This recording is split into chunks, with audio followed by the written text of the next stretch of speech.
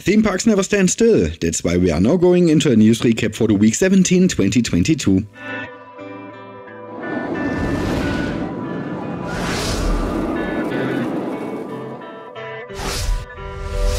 Family roller coaster at Hunderfossen.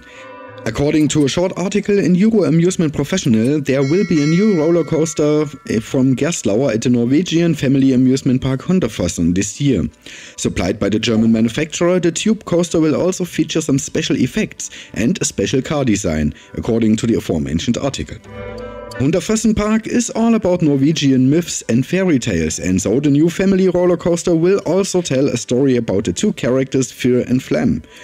The new roller coaster is scheduled to go into operation at the start of the season on May 26. 4 times Maja in Poland. The partner group Leisure and Holiday Parks, which works together with Plopsa on various theme parks, has now published the plans for further Maja parks in Poland on its own website. After the opening of Maja Kownati in the west of the country in 2018 and its expansion in the following years, the Eastern Park will follow in Warsaw this year. In 2023 and 2024, the Northern Park in Gdansk and the Southern Park in Katowice will follow. In a large country like Poland, this strategy attempts to achieve optimum coverage of the brand in the country without being too close together. Whether and in which points the individual parks will differ in the attraction portfolio or other offers is not directly clear from the announcements made so far. However, we will obviously find out within the next 2 years. First layout plans for the new Europa Park coaster. I became aware of the new layout plans for the expansion and construction of the new roller coaster at Europa Park through a post from Parks and Coasters Worldwide on Facebook. The plans, which are publicly available at the city, now also contain a first scheme of a possible layout for the new roller coaster. According to these plans, the new roller coaster would move in an elongated layout between the Greek-themed area and Euromir along the watercourse of the river running through the park. However, it is difficult to see a detailed element sequence from the plans. In addition, the layout shown there also contains a bit of contradiction to the rumors that it would be a double ride in dueling coaster style. The submitted plans clearly show a single elongated layout. However, the enclosed noise control forecast could provide clues for determining individual ride figures. Here, a layout was submitted that resembles the schematic but also shows a few deviations. This results in a comparison list of which elements will be comparable in noise to measurements on the existing Blue Fire. Whether the listing and sequence of the elements describe a final layout or rather have an exemplary character is still open to discussion. In particular, with the roughly represented layout in the emission evaluation, it is completely unclear to me, for example, how this fits to the rather rounded layout representations in the other documents. Particularly conspicuous with the combination of non-inverting Immelmann and Immelmann, which are represented clearly rounder in the development plan. In addition, the building positions around the roller coaster do not really fit together either. But if we assume that the elements described in the second document will be implemented in this way, then we will really have a varied roller coaster with several launch sections, various inversions and even a turntable in the middle of the ride. In addition, a vertical launch into the first inversion and a possible pendulum multi-launch after the turntable in a building are still partly speculative. Whether this will be used for multimedia dark ride elements remains to be seen. However, Mac's latest developments and medial integration already leave hints on such a use of the ride interruption.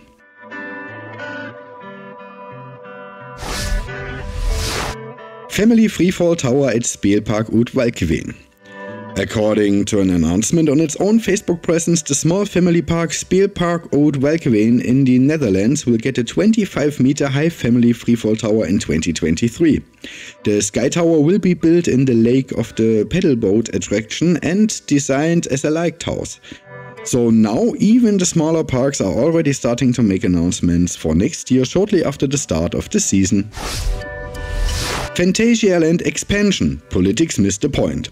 So actually I wanted to type Simone Spicale makes a fool of herself in the headline. I left it. She did it anyway.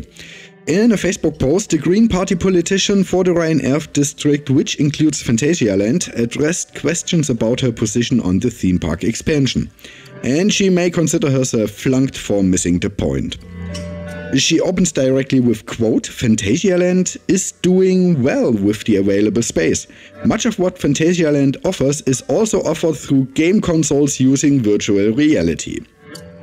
However, she seems to have understood that the forces acting on rides cannot be simulated, which is enough to rise from grade F to grade E in physics at least. My respects there, but it goes further. She takes the topic as an opportunity to suggest that the park could simply equip all rides with VR glasses and offer new experiences on a regular basis. What would be the point of an expansion? It would apparently be much better to focus on a parking garage with charging stations for electric cars.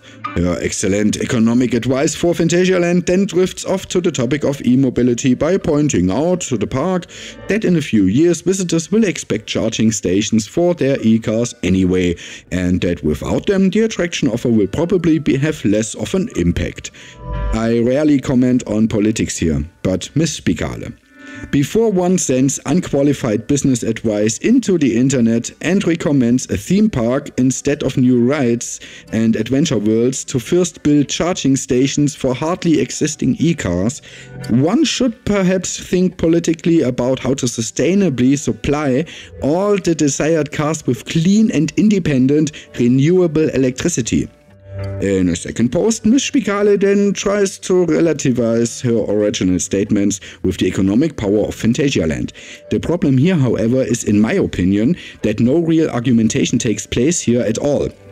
In my view, it is a rather superficial acknowledgement of the facts and nothing more.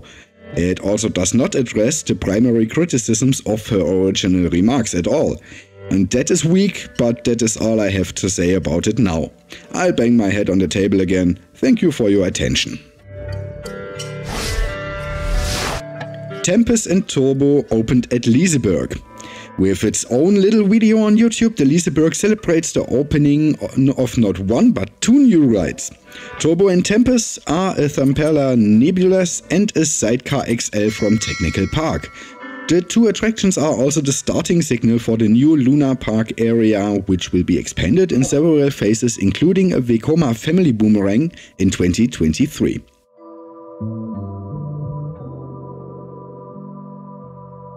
That's it for the news recap for the week 17/2022. If there's enough news, I'll bring you a new recap next Sunday. If you want to stay up to date, leave me a like, sub or a comment. You can also follow me live in the parks on Facebook and Instagram and never miss a video there. For contact and discussions, feel free to drop by in the Discord.